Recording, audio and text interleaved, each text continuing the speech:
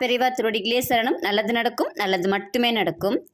இன்னைக்கு இந்த பதிவில் ஒரு சிலர் என்கிட்ட கேட்டிருந்தாங்க, எங்களுக்கு பித்திருக்கள் பற்றி தெரியலை, எப்படி இறந்தாங்கன்னு தெரியல, எந்த திதியில் இறந்தாங்கன்னு தெரியல, நாங்கள் எப்படி அவங்களுக்கு செய்யறது, எந்த திதியில் செய்யறது, எந்த கிழமையில் செய்யறது அப்படிங்கிறது தெரியல, அதனால எங்கள் வீட்டில் பிரச்சனைகள் வந்துட்டு இருக்கு அப்படின்னு சொல்லிட்டு கேட்டாங்க. இதுக்கு என்ன பண்ணலாம், இதுக்கு பெரியவா ஏதாவது சொல்லியிருக்காங்களா அப்படின்னு சொல்லி கேட்டாங்க. சரியான நேரத்தில் நம்ம இதை பற்றி போட போகிறோம். இப்போ நடக்கிறது மகாலய பட்சம். இந்த மகாலய அமாவாசையில் எல்லாருமே நம்ம நம்மளுடைய முன்னோர்களை நினச்சி செய்யலாம். சரிங்களா? இதை இன்றைக்கி மகா பெரியவா ஒரு செஞ்சு காமிச்சதை தான் நம்ம சொல்ல போகிறோம். ஒரு நாள் மடத்தில் ஒரு குடும்பம் வராங்க. எப்படின்னா எல்லாருமே ஒரு அழுதுட்டு இருக்கிற மாதிரி ஒரு நிலைமையில் மகா பெரியவாவை பார்க்க வராங்க. மகா பெரியவாவுக்கு தெரியாதது இல்லை, அவங்கள பார்த்தாலும் இருந்தாலும் கேட்குறாங்க, ஏன் என்னாச்சு, ஏன் எல்லாம் ஒரு மாதிரியாக வந்திருக்கீங்க அப்படின்னு சொல்லிட்டு பெரியவா கேட்குறாங்க.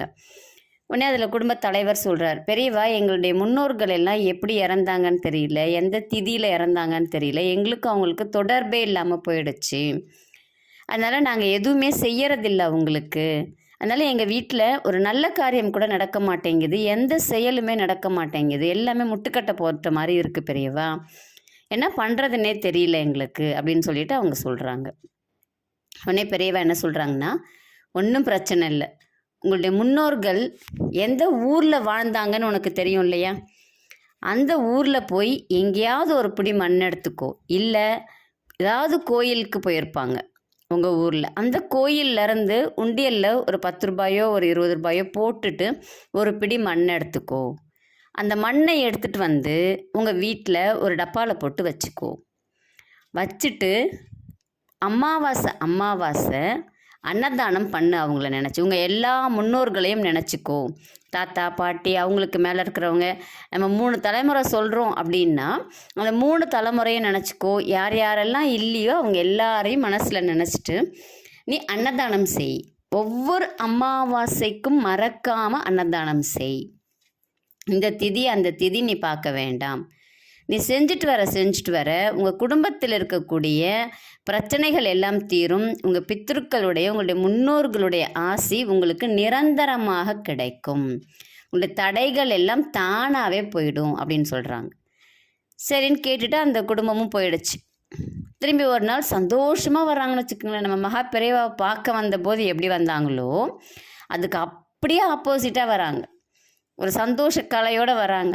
உடனே பெரியவா, கோயிலுக்கு போனியா, என்ன இப்படி ஒரு சந்தோஷம், இல்லை பெரியவா நீங்கள் சொன்ன மாதிரி போய் மண் எடுத்துகிட்டு வந்தோம், அமாவாசை இப்போ சாப்பாடு போட ஆரம்பிச்சிட்டோம், அதுலேருந்து எங்கள் வீட்டில் ஒரே சந்தோஷமாக இருக்குது பெரியவா, எது நினச்சாலும் நடக்குது பெரியவா, எங்கள் வீடு தானான்னு எல்லாருமே நினைக்கிறோம், அந்த அளவுக்கு மாற்றங்கள் வந்துருச்சு அப்படின்னு சொல்லிட்டு அப்படியே என்ன சொல்கிறது, வந்தபோதும் கண்ணில் தண்ணி பொங்குச்சு, சங்கடங்கள் இருக்கும்போதும், இப்போ சந்தோஷம் இருக்கும்போதும் அவருக்கு கண்ணில் தண்ணி அப்படியே பொங்குது. சாஷ்டாங்கமாக குடும்பமே மகா பெரியவா காலில் விழுந்து ஆசீர்வாதம் வாங்கிட்டு போனாங்க.